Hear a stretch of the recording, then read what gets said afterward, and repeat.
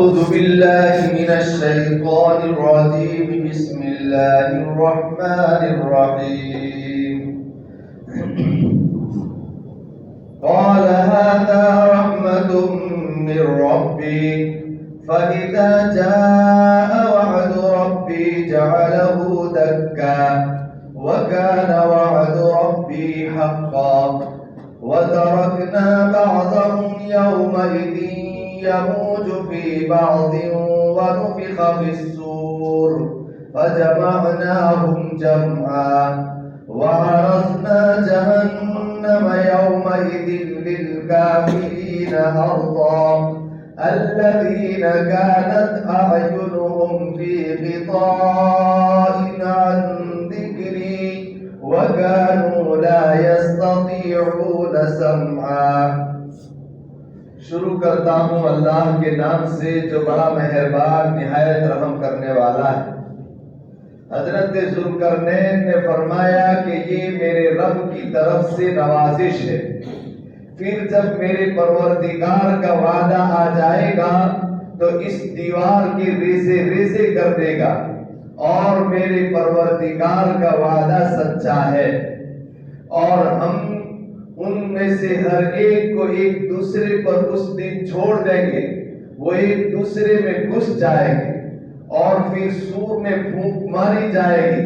پھر ہم ان تمام کو جمع کر دیں گے اور ہم جہنم کو سامنے لے آئیں گے اس دن کافرین کے بالکل سامنے. ان کافرین کے سامنے جن کی آنکھیں ڈھکن میں یعنی بند پڑی ہوئی تھی میری یاد سے اور وہ لوگ سنتے ہی نہیں تھے. محترم دوستوں اور بزرگوں، گزشتہ کل یہ بات چل رہی تھی کہ نبی کریم صلی اللہ علیہ وسلم نے ارشاد فرمایا کہ یہ جو یاجوج ماجوج ہے وہ روزانہ اس دیوار کو چاٹتے ہیں. صبح سے پوری ان کی قوم چاٹنا شروع کرتی ہے اور شام کے وقت بس وہ دیوار کو سوراخ کرنے کی تیاری ہی ہوتی ہے کہ ان کا سردار کہتا ہے کہ بس اب وقت ختم ہو گیا، رہنے دو، کل اپنا یہ کام پورا کریں گے.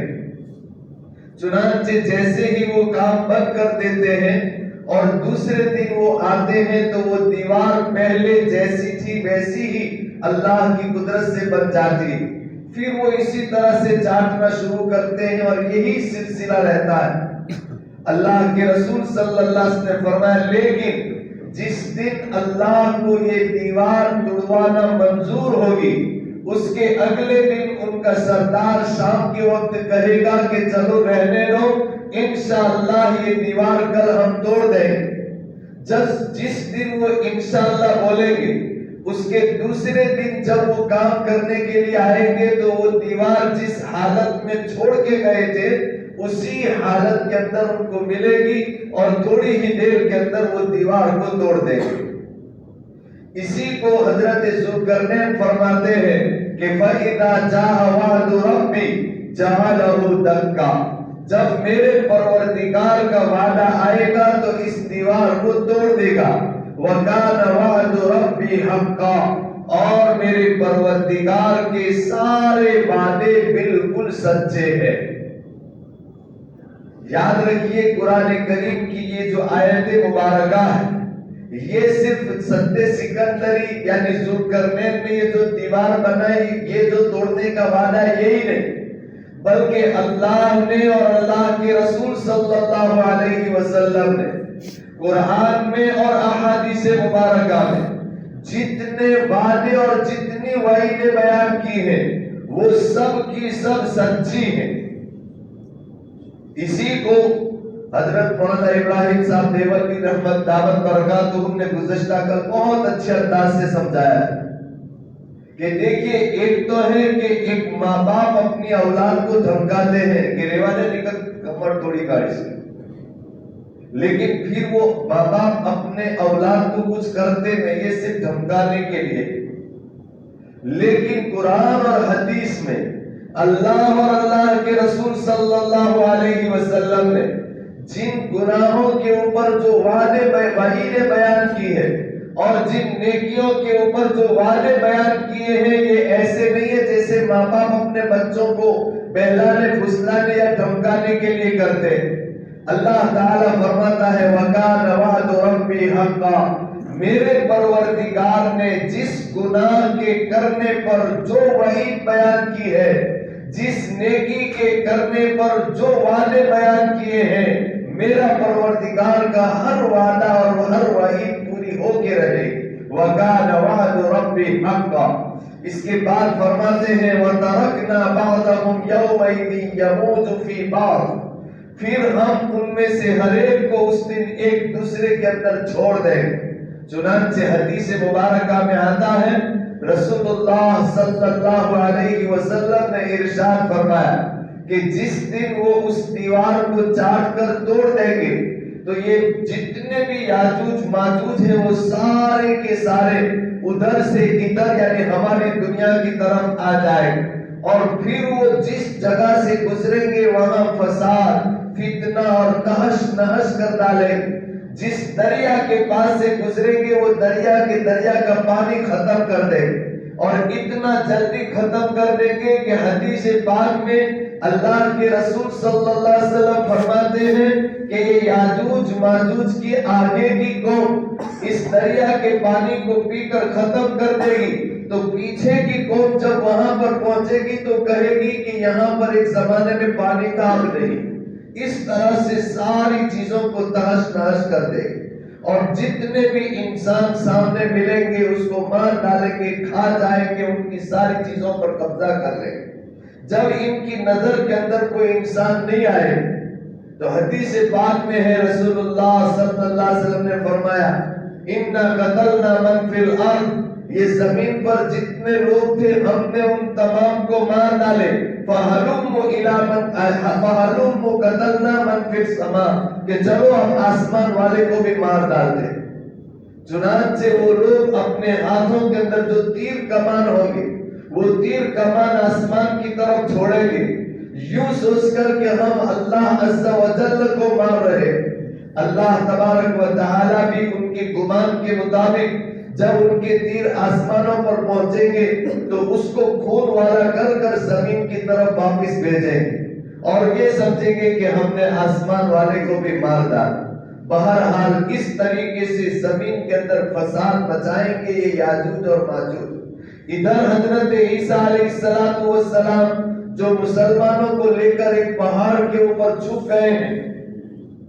اور وہ انتہائی کٹھنائی پریشانی اور کھانے پینے کی انتہائی تنگی کے اندر ہوں گے، تو سارے لوگ حضرت عیسیٰ علیہ السلام سے درخواست کریں گے کہ اے عیسیٰ علیہ السلام اللہ سے دعا کرو کہ ہمیں یہاں سے نجات مل جائے۔ چنانچہ حضرت عیسیٰ علیہ السلام دعا کریں گے، اور دعا کے بعد اللہ تبارک و تعالی ان کو الہام کرے گا، ان کے دل کے اندر یہ بات ڈالے گا کہ باہر نکلو۔ ادھر یہ حال کر دے گا اللہ تبارک و تعالی کہ ان یاجوج ماجوج کے ہر انسان کی بغل کے اندر ایک پھوڑا ہو جائے گا، اور جس کی وجہ سے یہ سارے کے سارے ایک ہی وقت کے اندر مر جائیں گے، اور جہاں دیکھو ان کی لاشیں پڑی کی پڑی رہ جائے گی۔ ادھر حضرت عیسیٰ علیہ السلام کو اللہ تعالیٰ حکم دے گا کہ اب تم اپنے لوگوں کو لے کر پہاڑ پر سے نیچے اتر سکتے ہو، ہم نے یاجوج ماجوج کو مار ڈالا۔ چنانچہ جب حضرت عیسیٰ علیہ السلام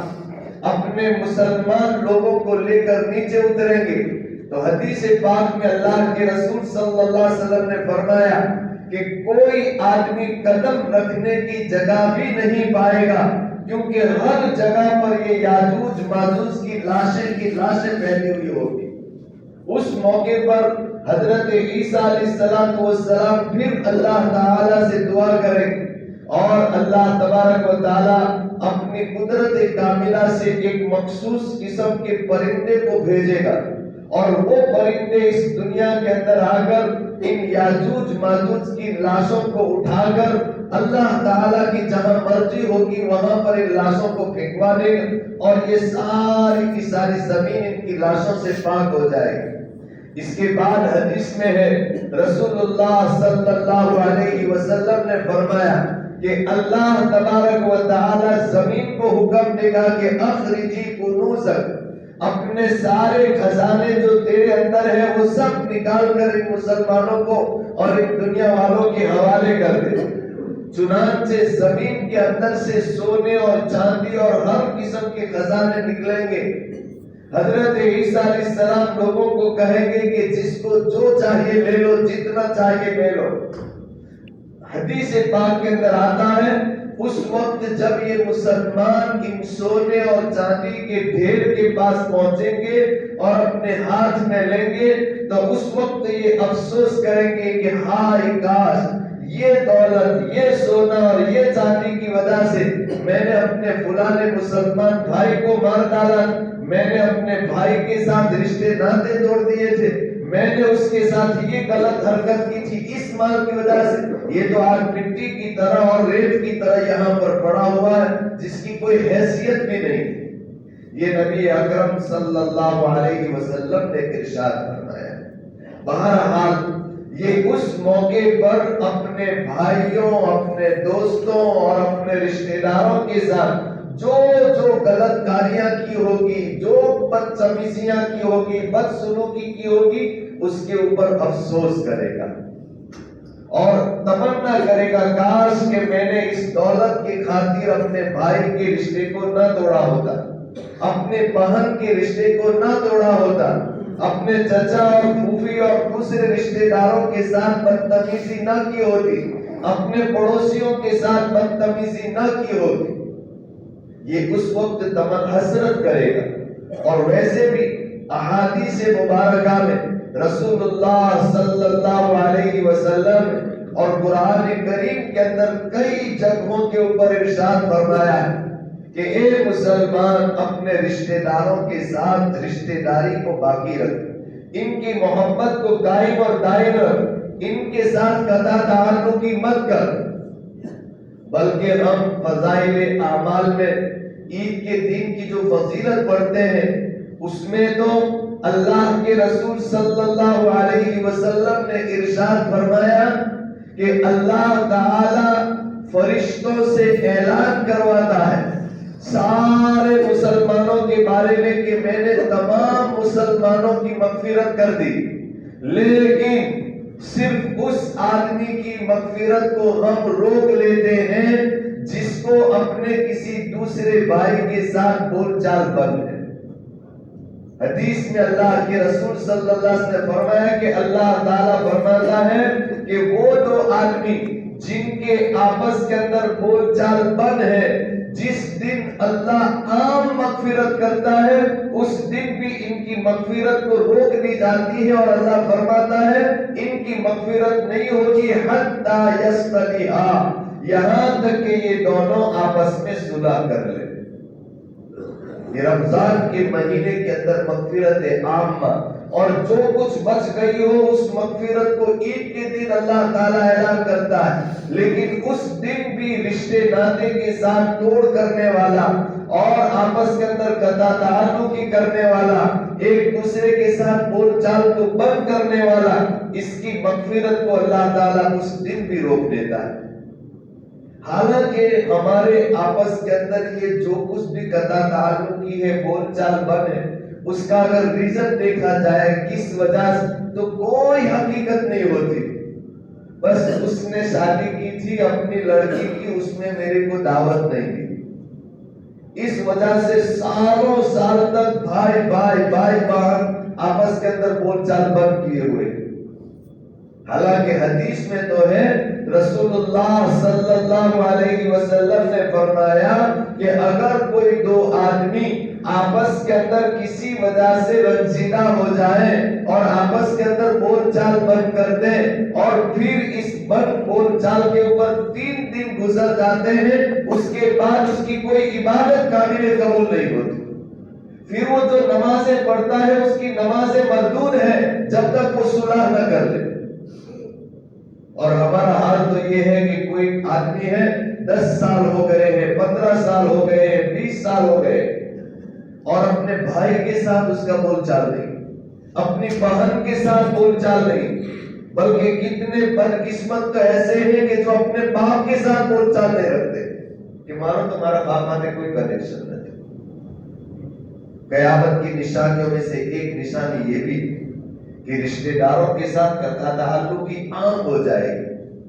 جہاں دیکھو یہ اس کے ساتھ نہیں بول رہا ہے، یہ اس کے ساتھ نہیں بول رہا ہے، وہ اس کے ساتھ، بھائی بھائی کے ساتھ، بھائی بہن کے ساتھ، باپ بیٹے کے ساتھ، بیٹا باپ کے ساتھ، اور اس کے اندر وجہ کوئی نہیں ہوتی۔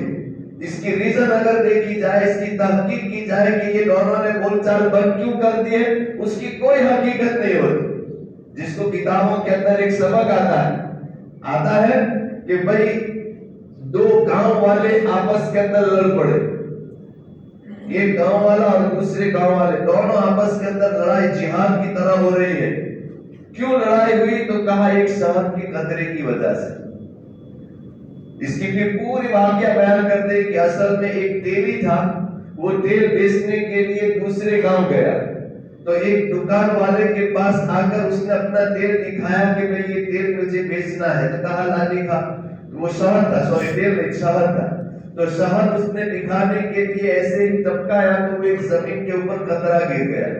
جیسے ہی وہ شہد کا قطرہ گرا تو وہ ایک مکھی وہ کھانے کے لیے قطرے کو شہد کو پینے کے لیے پہنچ، اتنے میں ایک بلی جھپٹی وہ مکھی کو پکڑنے کے لیے۔ اب وہ جس دکان کے اوپر دکھا رہا تھا اس کا ایک قریب میں کتا تھا، یہ جو بیچنے آیا تھا شہد اس کا ایک کتا تھا،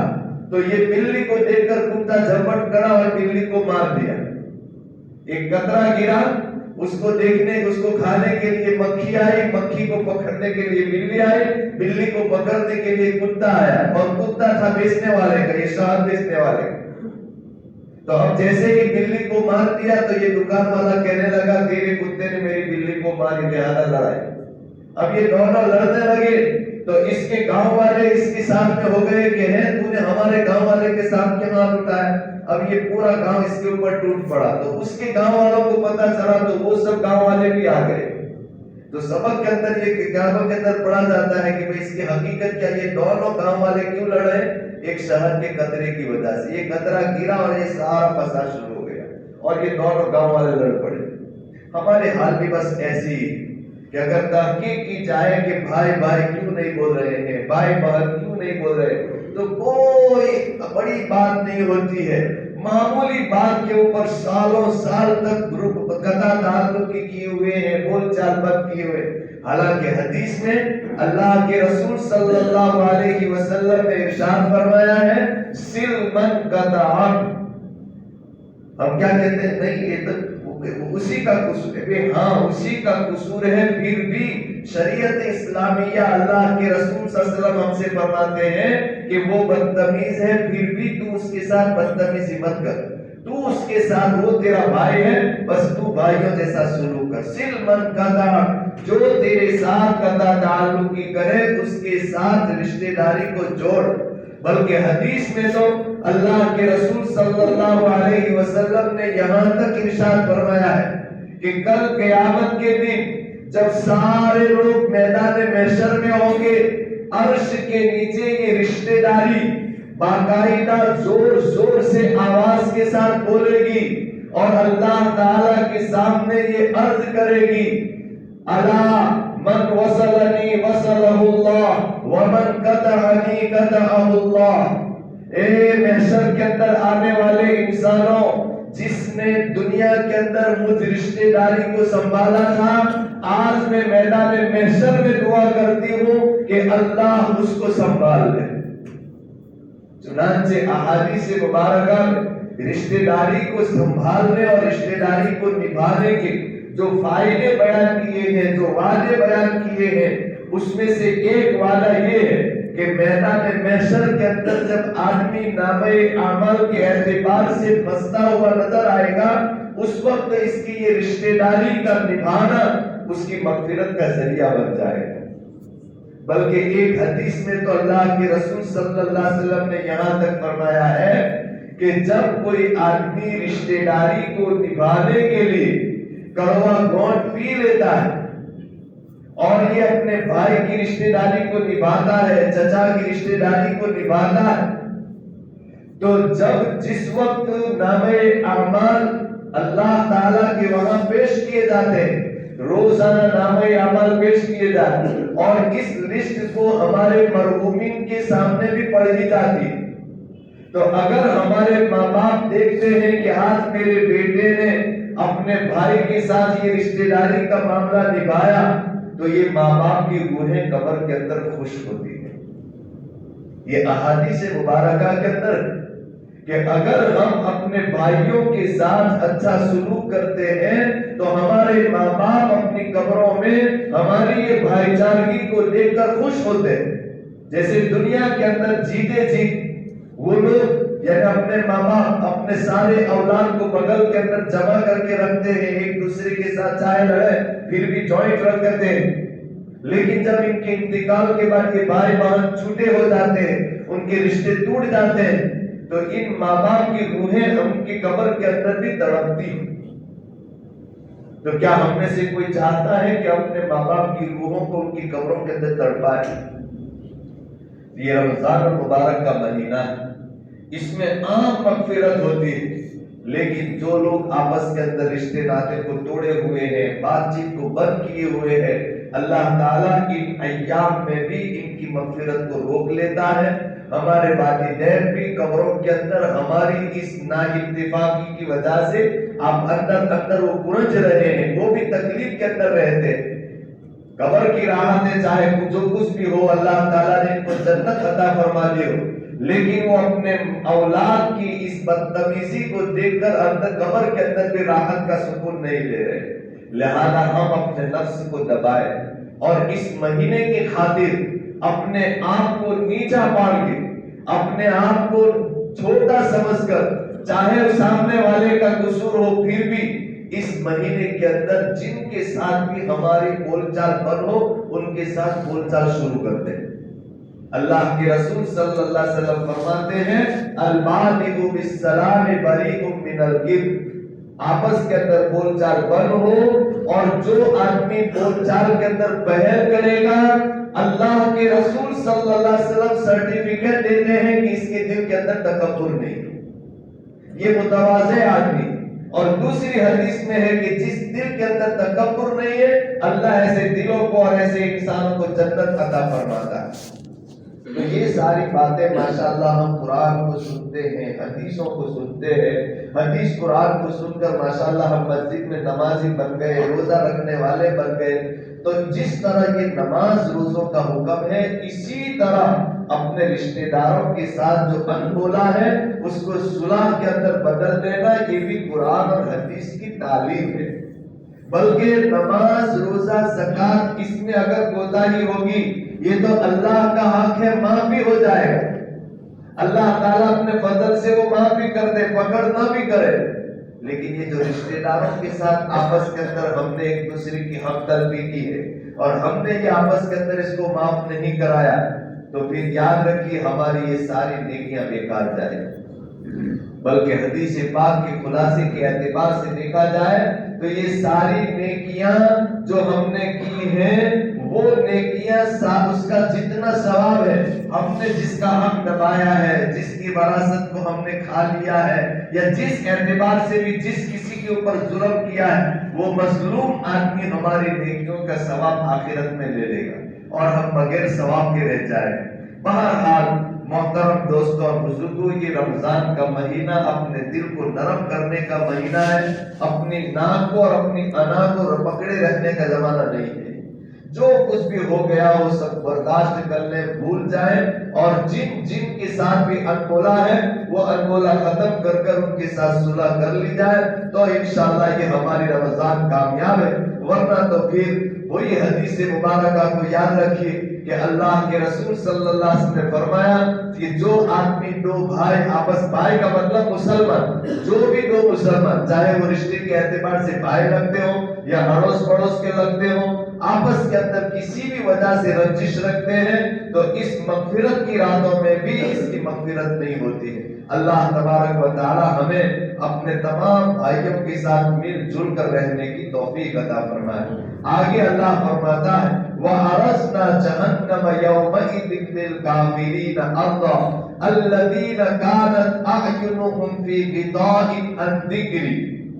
قیامت کے دن جن لوگوں نے ہمارے احکام کو ٹھکرایا، ہماری باتوں کو نہیں مانی، جہنم ان کے سامنے رکھ دی جائے، وہ دور سے دیکھے گا کہ یہ جہنم ہے۔ اور اس کے بارے میں بڑی تفصیلات احادیث مبارکہ میں اللہ تعالیٰ فرماتے ہیں اس کو دیکھ کر یہ گھبرا جائے گا۔ اور آگے فرماتا ہے وَكَانُوا لَا يَسْتَطِيعُونَ سَمْعًا، وہ لوگ ہماری باتوں کو سنتے ہی نہیں تھے۔ اس کے اوپر علماء نے بڑی بہت تفصیلی باتیں بیان کی ہے کہ دیکھیے عام طور پر آج کل ہمارے ہر ایک کے دل و دماغ کے اندر یہ بات گھس گئی ہے کہ یہ بیان، یہ باز، یہ نصیحت، یہ تعلیم، یہ تبلیغ، بس ہر وقت سننا سنانا، کوئی سدھرتا تو ہے نہیں، پھر اس کا کیا فائدہ ہے؟ یاد رکھیے یہ سننا سنانا بھی ایک اللہ تعالی کی طرف سے بہت بڑی نعمت ہے۔ قرآن کریم کے اندر اللہ تبارک و تعالی ارشاد فرماتا ہے وَقَالُوا سَمِعْنَا وَأَطَعْنَا، اس سے مفسرین فرماتے ہیں کہ پہلے سننا ہوگا پھر اطاعت اور عمل کا جذبہ آدمی کے اندر آئے گا۔ جب آدمی سنے گا ہی نہیں، دین کی باتوں کو محفلوں میں بیٹھے گا ہی نہیں، تو پھر اس کے پاس عمل کرنے کی ترغیب کہاں سے آئے گی؟ اسی لیے علماء فرماتے کہ دیکھیے ایک تو یہ ہمارا ہندوستان ہے، پاکستان ہے، بنگلہ دیش، اور یہ جتنے بھی وہ علاقے جہاں پر ہمارا ماحول جس میں یہ جلسے، یہ وعظ و نصیحت، یہ مجلس کے دین کے علم کے پروگرام جو کچھ بھی ہوتے ہیں، مکتب، مدارس، اور دوسرے وہ علاقے عرب کے جہاں پر قرآن نازل ہوا ہے، لیکن وہاں پر اس طرح کی کوئی مجلسیں نہیں ہوتی، کوئی دینی محفل نہیں ہوتی ہے، ان کی مسجدیں ایسی مجلسوں سے خالی ہے، بس مسجد کے اندر نماز کے لیے آئے، نماز کے بعد چلے گئے۔ تو ایک طرف عربوں کا ماحول دیکھیے اور ایک طرف ہمارا ماحول دیکھیے، دونوں ماحول کے اندر زمین آسمان کا فرق نظر آئے گا۔ ہم دیکھیں گے ان لوگوں کو کہ اگرچہ وہ نماز پڑھ رہے ہیں لیکن دین کے اعتبار سے بہت دور ہے، ان کے دماغ اور ان کا دل اس دین کے ماحول سے بنا ہوا نہیں۔ اس کی واحد وجہ یہی ہے کہ ان کو سننے کا موقع نہیں ملتا، اور اللہ کے فضل و کرم سے ہم یہ جو دین کی باتیں سنتے ہیں، اس کی وجہ سے ہمارے بچے بھی اس ماحول کو دیکھتے ہیں، اور یہ جو کچھ بھی باتیں چاہے کوئی عمل کرے کہ نہ کرے، لیکن اس کا فائدہ ضرور بھی ضرور اللہ تبارک و تعالی عطا فرماتا ہے۔ یہی بات مشرکین کے بارے میں اللہ تعالی یہاں فرماتے ہیں کہ یہ کافرین حقیقت میں وہ کافر اسی لیے رہے کیونکہ وہ حق بات کو سننے کے لیے تیار ہی نہیں تھے۔ جیسے ہی ان کے سامنے کوئی بات رکھتا تھا وہ بات کو کاٹ کر دوسری بات میں چلا جاتا، اور وہ حق بات کو سننے کے لیے تیار ہی نہیں۔ آدمی ایک مرتبہ سنے گا چاہے اثر نہ ہو، دو مرتبہ سنے گا چاہے اثر نہ ہو، لیکن جب بار بار سنتا رہے گا ایک دن تو ایسا ہوگا ہی کہ اس کے دل کے اوپر ان باتوں کا کوئی نہ کوئی اثر پڑے۔ اس لیے کہ بارش کی موسم کے اندر ہم دیکھتے ہیں کہ پتھر کتنا سخت ہے، لیکن جب اس کے اوپر بھی بارش کا قطرہ گرتا رہتا ہے، ایک قطرہ، دو قطرہ، تین قطرہ گرتا رہا تو پتھر جیسا پتھر بھی اس میں بھی ایک دن سوراخ پڑ جاتا ہے۔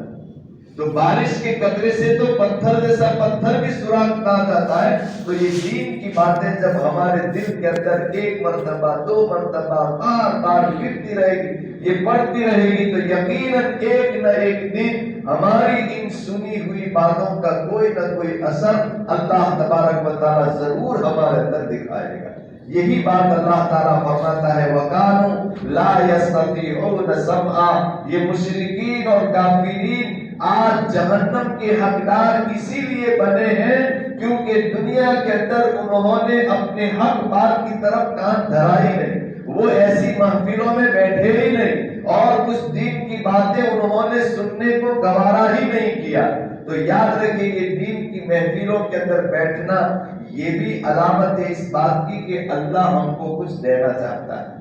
حدیث پاک قرآن کریم کے اندر اللہ فرماتا ہے من یرید اللہ بہ خیرا یفقہہ فی الدین. اللہ تبارک و تعالیٰ جب کسی کو کچھ دینا چاہتا ہے تو دین کی بات کو سمجھنے کی توفیق دیتا ہے. یہ ایک بات سمجھا، دو بات سمجھا، تین بات سمجھا، ایک نہ ایک دن پھر یہ اللہ تعالیٰ کی طرف سے ہدایت پر آ جاتا ہے. اسی لیے حدیث پاک کے اللہ کے رسول صلی اللہ علیہ وسلم ارشاد فرماتے کن عالما او متعلما او مستمعا او محبا ولا تکن خامسا. اے انسان چار کاموں میں سے ایک کام کر لے، یا تو خود عالم بن جا، یا عالم اگر بننے کا موقع نہیں ہے تو طالب علم بن کر رہے کہ جب بھی کسی عالم کے پاس جاؤ کوئی نہ کوئی مسئلہ پوچھتے رہو اور طالب علم کی طرح زندگی گزارو. اور اگر یہ بھی نہیں ہے تو تیسرے نمبر پر اللہ کے رسول صلی اللہ علیہ وسلم نے فرمایا او مستمعان، یہ عالم اور علماء کی باتوں کو سننے والے بن جاؤ. یہ اللہ کے رسول صلی اللہ علیہ وسلم کا ارشاد ہے کن عالما او متعلما او مستمعا. عالم بنو، طالب علم بنو، یا اگر یہ دونوں نہیں بن سکتے، مدرسے میں بھی نہیں جا سکتے، تو کم سے کم تمہاری مسجد کے اندر جو دین کے حلقے لگے اس میں بیٹھ کر ان دین کی باتوں کو سننے والے بن جاؤ. اور آگے اللہ کے رسول صلی اللہ علیہ وسلم نے فرمایا او محب اللہ، اگر تم عالم نہیں بن سکتے، طالب علم نہیں بن سکتے، دین کی محفل میں بیٹھ نہیں سکتے، کوئی حرج نہیں. چوتھے نمبر پر آخری درجہ یہ ہے کم سے کم ان کے ساتھ محبت کرنے والے رہنا، ان سے نفرت مت کرنا. یہ دین کے حلقوں میں جو بیٹھنے والے ہیں، یہ تعلیم و تعلم کے اندر جو بیٹھنے والے ہیں، اگر تو نہیں بیٹھ سکتا اپنے کاروبار کی وجہ سے، اپنی دنیاوی مشغولی کی وجہ سے، یہ تیرا پرابلم ہے، لیکن کم سے کم ان کو نفرت کی نگاہ سے مت دیکھنا، ان سے محبت کی نگاہ سے دیکھنا. او محب اللہ ولا تکن خامسا، پانچویں نمبر کا مت بننا، یعنی ان سے نفرت کرنے والا مت بننا. یہ اللہ کے رسول صلی اللہ علیہ وسلم کا ارشاد گرامی. اللہ تبارک و تعالی ہمیں ان دینی محفلوں کے ساتھ بیٹھنے والے اور ان سے محبت کرنے والے بنا دے. بہرحال اللہ تبارک و تعالی آگے فرماتا ہے افحسب الذین کفروا ان یتخذوا عبادی من دونی اولیاء انا اعددنا جہنم للکافرین نزلا. کیا کافرین یوں سمجھتے ہیں کہ انہوں نے میرے بندے کو مجھے چھوڑ کر اپنا ولی اور اپنا معبود بنا لیا؟ یعنی یہ مشرکین، یہ یہود، یہ نصارى وہ اللہ کی عبادت کو چھوڑ کر حضرت عزیر علیہ السلام کی عبادت کرنا شروع کر دیا، عیسیٰ علیہ السلام کی عبادت کرنا شروع کر دیا. اور یہ جو مشرکین ہیں وہ جن دیوتیوں کی دیویوں کی عبادت کرتے ہیں، وہ فرشتے کی شکل سمجھتے ہیں. یہ ان کی عبادت گاہوں کے اندر آپ دیکھیں اکثر ان کی مورتیاں عورتوں کی شکل کی ہوتی ہیں، اور اس کی وجہ یہی ہے کہ وہ لوگ اصل میں فرشتوں کو لڑکیاں مانتے ہیں. وقالت المشرکون الملائکۃ بنات اللہ، مشرکین کہتے ہیں کہ یہ جتنی بھی فرشتے ہیں وہ سب اللہ کی بیٹیاں ہیں. تو چونکہ وہ فرشتوں کی عبادت کرتے ہیں جس کو وہ دیوی دیوتا کہتے ہیں، اور وہ سب اس کو لیڈیز مانتے ہیں، اس لیے ان کے مندروں کے اندر وہ جو مورتیاں بھی دیکھیں گے تو وہ ننگی ننگی عورتوں کی شکل کی ہوتی ہے. تو یہ اللہ تبارک و تعالیٰ فرماتے ہیں کہ یہ مشرکین یوں سمجھتے ہیں کہ یہ اللہ کو چھوڑ کر ان غیر اللہ کی عبادت کرتے ہیں اور یہ سارے اللہ کے شریک ہو سکتے ہیں. ایسا بالکل نہیں ہے. میں اکیلا اللہ ہوں، میرے علاوہ کوئی الہ نہیں ہے. افحسب الذین کفروا ان یتخذوا عبادی من دونی اولیاء. یاد رکھیں جنہوں نے بھی مجھے چھوڑ کر کسی کو بھی اپنا میرا شریک بنایا، میں اس کی کسی صورت کے اندر مغفرت کرنے والا نہیں. حدیث پاک میں اللہ کے رسول صلی اللہ علیہ وسلم اس کی تشریح کرتے ہوئے فرمایا کہ دیکھو ایک تو مشرکین ہے جو ڈائریکٹ عبادت ہی اللہ کو چھوڑ کر دوسروں کی کرتے ہیں، دوسرے بھگوانوں کی، آئیڈلوں کی، مورتیوں کی عبادت کرتے تھے، اور دوسرے مومنین ہیں وہ ظاہراً تو عبادت کرتے ہیں اللہ کی، لیکن اگر اس عبادت میں اللہ کو راضی کرنے کے علاوہ اور کسی کو دکھلانے کا مقصد اس کے دل میں آ گیا تو اس کے بارے میں بھی کل قیامت کے دن اللہ تبارک و تعالیٰ فرما دے گا کہ اے میرے بندے، تو نے نماز پڑھی تھی، میں نے نیکی تھی، لیکن تیری نماز پڑھنے کا مقصد فلانے آدمی کو دکھانا تھا کہ وہ مجھے دیکھ رہا ہے تاکہ وہ میرے کو نمازی کہے، میرے کو آیا اللہ والا سمجھے، اور دنیا والوں نے وہ تیرے اس عمل کے اوپر تیرے کو بڑا دیندار سمجھ لیا۔ تو نے وہ عمل میری رضا کے لیے نہیں کیا، مجھے راضی کرنے کے لیے نہیں کیا تھا، لہذا تیری اس نماز کا کوئی ثواب میرے پاس نہیں۔ تو یاد رکھیے، جس طرح سے مشرکین نے ڈائریکٹ دوسروں کی عبادت کی تھی، ان کا مقصد بھی یہی ہے تاکہ وہ اس کے ذریعے سے اللہ کو راضی کرے، وہ ڈائریکٹ نہیں انڈائریکٹ مورتیوں کی عبادت کر کر اللہ کو راضی کرنا چاہتے۔ اللہ فرماتے ہیں کہ جس طرح مشرکین اللہ کو چھوڑ کر دوسروں کی عبادت کرتے ہیں وہ مستحق کے جہنم بن گئے، اسی طرح مومنین بھی اگر کوئی بھی عبادت کرے اور اس میں وہ مجھے راضی کرنے کے بجائے دوسروں کو راضی کرنے کی فکر کرے گا تو پھر اس عبادت کا کوئی ثواب میرے پاس اس کے لیے نہیں ہوگا۔ اسی کو اللہ تعالیٰ فرماتا ہے اِنَّا أَعْتَدْنَا جَهَنَّمَ لِلْكَافِرِينَ نُزُلًا۔ قل، اللہ تعالیٰ فرماتے ہیں آپ فرما دیجئے اے پیغمبر صلی اللہ علیہ وسلم، هل ننبئکم بالاخسرین اعمالا، کیا ہم تم کو بتائیں کہ سب سے زیادہ نقصان پانے والا کون ہے عمل کرنے کے اعتبار سے؟ الذین ضل سعیہم فی الحیات الدنیا، وہ لوگ ہیں جنہوں نے دنیا میں عبادتیں تو کی لیکن آخرت کے اندر اس عبادت کا ان کو کوئی ثواب ملنے والا نہیں۔ الذین ضل سعیہم فی الحیات الدنیا، وہ لوگ ہیں جن کی کوشش دنیاوی زندگی میں بیکار گئی، وہم یحسبون، حالانکہ وہ تو یہ سوچتے تھے انہم یحسنون صنعا، کہ وہ بہت اچھے کام کر رہے ہیں، لیکن چونکہ ان کا مقصد اللہ کو راضی کرنا نہیں تھا اس لیے ان کی کوئی نیکی کا ثواب آخرت میں ملنے والا نہیں۔ اللہ تبارک و تعالی ہمیں ہر نیک کام کے اندر اللہ کی رضا مقصد سامنے رکھنے کی توفیق عطا فرمائے۔ یاد رکھیں یہ بات بہت ضروری، گزشتہ کل ہی حضرت مولانا ابراہیم صاحب نے یہ بات بھی فرمائی تھی کہ دیکھیے کوئی بھی انسان کوئی بھی کام کرتا ہے اس کے سامنے نفع نقصان ہونا ضروری ہے، چاہے دنیا کا کام ہو چاہے آخرت کا کام۔ دنیا کا بھی کوئی بھی کام ہو اگر وہ کرنا سوچے گا یہ کام کروں گا تو اس میں مجھے کتنا فائدہ ہوگا، اگر نہیں کروں گا تو کتنا نقصان ہوگا، پھر اس کے حساب سے ہی وہ آگے قدم بڑھاتا ہے کہ یہ کرنا چاہیے کہ نہیں کرنا چاہیے۔ اسی طریقے سے دین کے اعمال بھی، چاہے نماز ہو، روزے ہو، زکوٰۃ ہو، حج ہو، راستے کے اندر پڑی ہوئی چیز کو اٹھانا کا کام بھی کیوں نہ ہو، اس میں بھی اپنا فائدہ کہ یہ میں اٹھاؤں گا اللہ اس کے ذریعے سے میرے گناہ کو معاف کر دے گا۔ تو جس طرح سے دنیا کے ہر کام کے اندر ہم نفع نقصان کا حساب لگا کر وہ کام کرتے ہیں یا وہ کام چھوڑتے ہیں، اسی طرح کوئی بھی نیکی کا کام ہو اس میں بھی نفع نقصان کہ میں یہ کروں گا تو فائدہ ہوگا، نہیں کروں گا تو میرا اتنا نقصان ہوگا، یہ سوچتے ہوئے وہ کام کریں،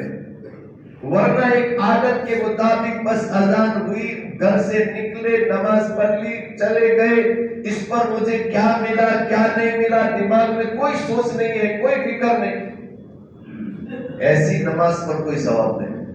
جیسے دکاندار کوئی بھی کسٹمر کوئی بھی چیز خرید کر جائے گا، یہ چیز میں نے اتنے میں خریدی تھی اور یہ اتنے میں لے گیا، میرے کو اتنا نفع ہو گیا، فوراً وہ ہر کسٹمر کے بعد اپنا نفع دماغ میں سوچتا ہے۔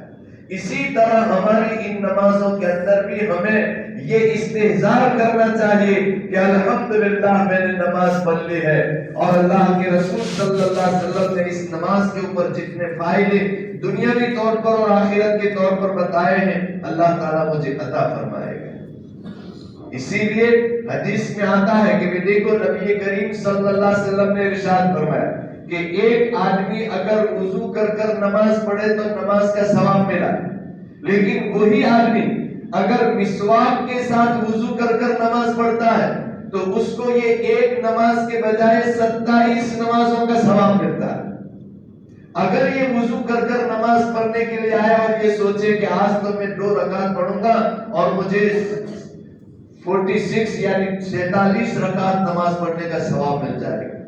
یہ استہزار کے ساتھ اس طریقے سے کہ میں مسواک کے ساتھ وضو کرتا ہوں اللہ میری نماز پر کتنا فائدہ بڑھا دے گا، میں بغیر مسواک کے کر رہا ہوں، نہیں جلدی سے میں 10 رکعت کا مسواک لے آؤں، کیوں میں مسواک چھوڑ دوں، میرے کو تو ویسے بھی تو میں 24 رکعت ہے 27 رکعت ہے نماز تو پڑھنا بڑا مشکل ہے، اب یہی 2 رکعت نماز پڑھ لوں گا لیکن مسواک کے ساتھ پڑھ لوں گا تو مجھے 27 نمازوں کے ثواب کے برابر مل جائے۔ یہ ہے علماء کی ترغیب کہ بھئی کوئی بھی کام کرنے کے اندر جس طرح سے ایک دنیا کے اندر تاجر یہ سوچتا ہے کہ میں کس طریقے سے آسان طریقے سے زیادہ نفع کماؤں، بس اسی طریقے سے دین کے اندر بھی ہر مسلمان کو چاہیے کہ وہ دین کے اندر کوئی بھی نیکی کا کام کرے تو میں کس طریقے سے کروں گا تو زیادہ سے زیادہ ثواب ملے گا۔ کہ عصر کی نماز مجھے پڑھنا تو ہے، مغرب کی نماز مجھے پڑھنا تو ہے، اب ایک 10 روپے کا مسواک اگر میں جیب میں رکھوں اور وضو کرتے وقت یہ مسواک کر لوں گا تو مجھے تو ایک فرض کے بجائے 27 نمازوں کا ثواب ملتا ہے۔ اگر 5 مرتبہ میں نے یہ وضو کر لیا، 5 نمازیں پڑھی تو 5 بجائے 5 × 27 اتنا بڑا ذرا ثواب ملے۔ یہ سارے استہزار کے ساتھ جب آدمی نماز پڑھتا ہے اور اللہ بھی دیکھتا ہے کہ میرا بندہ ثواب کمانے کے اندر کتنا لاچوڑا بنا ہوا ہے، کتنا حریص بنا ہوا ہے، تو پھر ایسے بندے کو دیکھ کر اللہ بھی رشک کرتا ہے۔ اسی لیے حدیث پاک کے اندر آتا ہے رسول اللہ صلی اللہ علیہ وسلم نے ارشاد فرمایا کہ جب شام کے فرشتے اللہ کے دربار میں پہنچتے ہیں تو اللہ پوچھتا ہے کہ میرے بندے کو تم نے کس حال پر چھوڑا، تو وہ کہتے ہیں کہ ہم گئے آئے اس وقت وہ نماز پڑھ رہے تھے، ذکر کر رہے تھے، تجھے یاد کر رہے۔ کہا کیوں؟ کہا کہ وہ تجھ سے دعا کے اندر جنت کا مطالبہ کر رہے تھے اور جہنم سے پناہ مانگ رہے۔ اللہ فرماتا ہے میرا بندہ یہ جانتا ہے کہ اس کا ایک رب ہے جو اس کو نیک کام پر ثواب دیتا ہے اور گناہ کے اوپر عذاب دیتا ہے، جاؤ اس کے اتنا سوچنے پر تم گواہ رہو، میں اس کی مغفرت کر دیتا ہوں۔ یہ حدیث پاک میں اللہ کے رسول صلی اللہ علیہ وسلم فرماتے ہیں کہ عصر کی نماز میں اور فجر کی نماز میں فرشتے جو باری باری آتے اور جاتے ہیں اور یہ جب فرشتے اللہ کے وہاں پہنچتے ہیں اللہ پوچھتے ہیں اور بندے نے جو کہا ہوتا ہے وہ جا کر کہتے ہیں اب اگر ہم نے یہ کلمہ پڑھا ہوا ہے کہ اللہ میری یہ نماز قبول کر لے، میرے گناہ معاف فرما، یہ فرشتے وہاں جا کر کہتے ہیں کہ تیرا بندہ یہ کہہ رہا، اللہ تعالیٰ اسی وقت فرشتوں کو گواہ بنا کر کہہ دیتا ہے کہ اے میرے بندو تم گواہ رہو، میرے فرشتوں تم گواہ رہو، میں نے اس کی گناہ کو معاف کر دی۔ تو محترم دوستوں اور بزرگوں یہ چند باتیں کہ بھئی ہم ماشاءاللہ نماز پڑھتے ہیں لیکن نماز پڑھتے وقت ثواب کا استحضار نہیں ہوتا ہے، روزے رکھتے ہیں لیکن بس ایک روٹین کی طرح جس طرح سے گائے بھینس اپنے روٹین کی طرح چلتے پھرتے اس طرح اپنا ایک کام کر لیتے، نہیں، ہر عمل کے اندر ہم نیت رکھیں، اس لیے کہ احادیث مبارکہ کے اندر سب سے پہلے حدیث سبق میں یہی پڑھائی جاتی ہے کہ انما الاعمال بالنیات، کہ کوئی بھی کام کریں گے اس پر اللہ تم کو اتنا ثواب دے گا جتنی تمہاری نیت اونچی ہوگی، نیت جتنی اونچی کرو گے ثواب اللہ اتنا ہی زیادہ دے گا، اور اگر نیت نہیں ہے تو ثواب نہیں ملے گا۔ اسی لیے اسی حدیث میں اللہ کے رسول صلی اللہ علیہ وسلم نے فرمایا وَمَنْ كَانَتْ هِجْرَتُهُ إِلَى دُنْيَا يُصِيبُهَا أَوْ امْرَأَةٍ يَتَزَوَّجُهَا فَهِجْرَتُهُ إِلَى مَا هَاجَرَ إِلَيْهِ۔ اس حدیث مبارکہ کا شان نزول یہ ہے کہ اصل میں ایک آدمی تھا جس کا نام امرؤ القیس تھا، اس کو زمانہ جاہلیت میں ایک عورت کے ساتھ تعلق تھا، وہ عورت مسلمان ہو گئی اور صحابیہ بن گئی۔ اب اسلام لے آنے کے بعد اس مرد نے اس کے ساتھ کوئی تعلق قائم کیا تو کہا کہ اب میرا اور تیرا کوئی رشتہ نہیں ہو سکتا ہے، میں مسلمان ہو گئی۔ اب اگر تیرے کو میرے سے رشتہ کرنا ہے تو نکاح کرنا پڑے گا، اور نکاح کرنے کے لیے پہلے تجھے مکہ سے ہجرت کر کر مدینہ آنا پڑے گا، تو ہی تیرا اور میرا نکاح ہو سکے گا۔ اب اس آدمی نے اس عورت کی محبت کے اندر اسلام بھی قبول کر لیا اور ہجرت بھی کر لی۔ اللہ کے رسول صلی اللہ علیہ وسلم نے فرمایا کہ تو نے اپنا سارا مال، گھر بار، اہل و عیال اور اپنے ماں باپ وغیرہ سب چھوڑ کر ہجرت کی ہے، لیکن تیرا مقصد دین کی حفاظت کے لیے نہیں تھا، اس لیے نہیں تھا تاکہ تو اپنے دین کو بچانے کے لیے آیا ہے، بلکہ تیرا مقصد یہاں پر یہ تھا کہ تو آیا ہے تاکہ اس عورت کے ساتھ نکاح کرے۔ تو ہجرت جیسا، ہجرت اتنا بڑا عمل تو نے کیا، لیکن نیت کے اندر تیرے کیا تھا کہ عورت سے نکاح کر لینا ہے، بس تیرے کو اتنا ہی ملے گا، اس ہجرت کے جتنے دوسرے ثواب ہیں وہ نہیں ملے گے۔ یہ اللہ کے رسول صلی اللہ علیہ وسلم نے اس حدیث میں مہاجر ابن قیس رضی اللہ امرہ القیس کو صاف طور پر بیان کر دیا کہ اگرچہ تم نے ہجرت جیسا بڑا عمل کیا ہے، لیکن اس عمل پر نیت ثواب کی نہیں تھی، حفاظت دین کی نہیں تھی، بلکہ ایک عورت کے ساتھ نکاح کرنے کی تھی، وہی ملے گا، ثواب نہیں ملے گا۔ تو اگر نماز پڑھنے کے اندر بھی ہمارا مقصد کچھ اور ہے تاکہ لوگ ہم کو دیندار کہہ لیں، تو بس دینداری کا ٹائٹل ملے گا، اللہ کے وہاں کوئی ثواب نہیں ملے گا۔ بس اس لیے یہ بات خاص توجہ کی ضرورت ہے کہ بھئی ہم جو بھی نیکی کا کام کریں اس پر اللہ سے ثواب کی نیت رکھ کر کریں، اور کسی اور کو راضی کرنے یا خوش کرنے کی نیت نہ کریں، ورنہ اس عمل کے اوپر کوئی ثواب نہیں ملتا۔ اللہ تبارک و تعالی ہمارے ہر عمل کو حسن نیت کے ساتھ ہمیں ادا کرنے کی توفیق عطا فرمائے، اور اس نیکی کے کرنے کے اندر دوسروں کو راضی کرنے کا جو مقصد ہوتا ہے کبھی کبھی شیطان دماغ کے اندر ڈال دیتا ہے، اللہ تعالیٰ ایسے وسوسوں سے اور ایسے ورگلوں سے اللہ تبارک و تعالیٰ ہماری حفاظت فرمائے۔ وآخر دعوانا الحمدللہ رب العالمین۔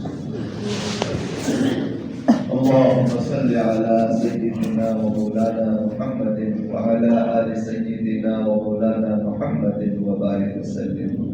الله لا إله إلا هو الحي القيوم وعنت الوجوه للحي القيوم، لا إله إلا أنت سبحانك إنا كنا من الظالمين، يا أحد الصمد الذي لم يلد ولم يولد ولم يكن له كفوا أحد، يا أرحم الراحمين، ظلمنا أنفسنا وإن لم تغفر لنا وترحمنا لنكونن من الخاسرين، ربنا ظلمنا أنفسنا وإن لم تغفر لنا وترحمنا لنكونن من الخاسرين، ربنا لا تؤاخذنا إن نسينا واخطأنا، ربنا ولا تحمل علينا إصرا كما حملته على الذين من قبلنا، ربنا ولا تحملنا ما لا طاقة لنا به، واعف عنا واغفر لنا وارحمنا، أنت مولانا فانصرنا على القوم الكافرين، فانصرنا على القوم الكافرين، فانصرنا على القوم الكافرين۔ یا اللہ ہمارے گناہوں کو معاف فرما، ہماری خطاؤں کو معاف فرما، یا اللہ یا رحمان یا رحیم، ہم تو گناہ کر کے بھول گئے ہیں،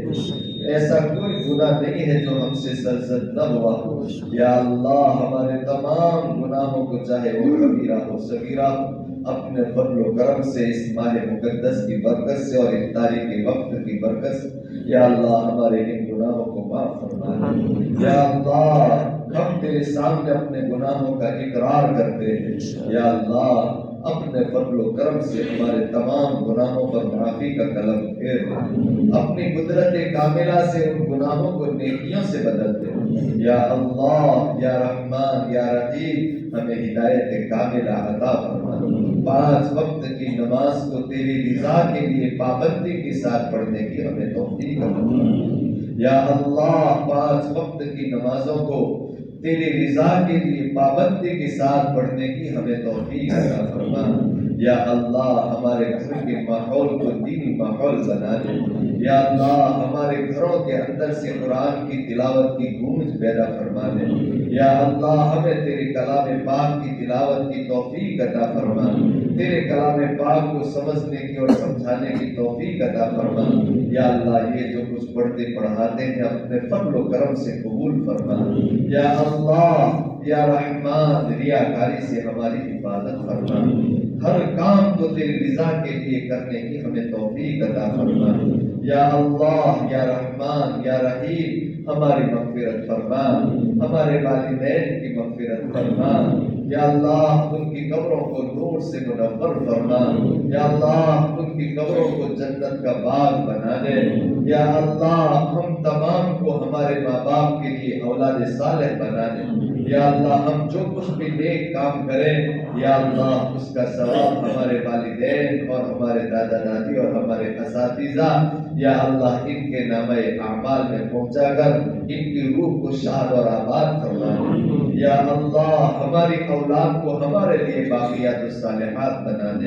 یا اللہ ہمیں نیک ماحول عطا فرما، یا اللہ ہمیں گندے ماحول سے حفاظت فرما۔ یا اللہ ہمیں اپنی زبانوں کی حفاظت کرنے کی توفیق عطا فرما،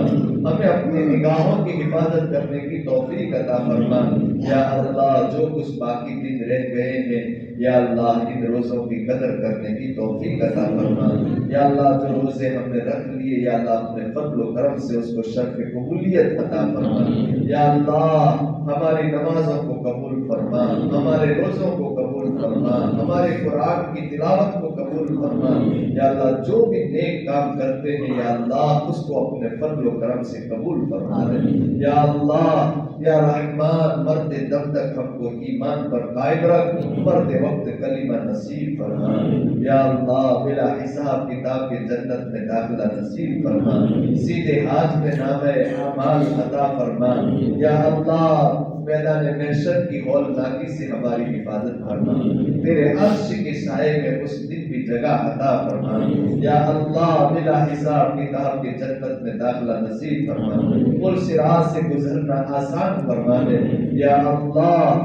یا رحمان یا رحیم قیامت کا یقین، جنت جہنم کا یقین کامل عطا فرما۔ یا اللہ اور اس کے استحضار کے ساتھ ہمیں نیک اعمال کرنے کی توفیق عطا فرما۔ یا اللہ ہمیں جو مقروض ہیں ان کی قرض کی ادائیگی کے غیر سے اسباب مہیا فرما، جو بیمار ہیں ان کو شفاء کاملہ عطا فرما۔ یا اللہ مرتے دم تک ہم کو ہر قسم کی ظاہری اور باطنی بیماریوں سے یا اللہ محفوظ فرما، کسی کا محتاج نہ بنانا۔ یا اللہ یا رحمان یا رحیم یا غفور نبی کریم صلی اللہ علیہ وسلم نے اپنے لیے اور پوری امت کے لیے جو جو خیر مانگا یا اللہ وہ سارا خیر ہم ہمارے لیے اور پوری امت کے لیے مانگتے ہیں، ہمیں عطا فرما۔ نبی کریم صلی اللہ علیہ وسلم نے اپنے لیے اور امت کے لیے جن شرور اور فتن سے پناہ چاہیے یا اللہ ہم ان تمام شرور اور فتن سے ہمارے لیے اور پوری امت کے لیے پناہ چاہتے ہیں یا اللہ ہمیں پناہ عطا فرما۔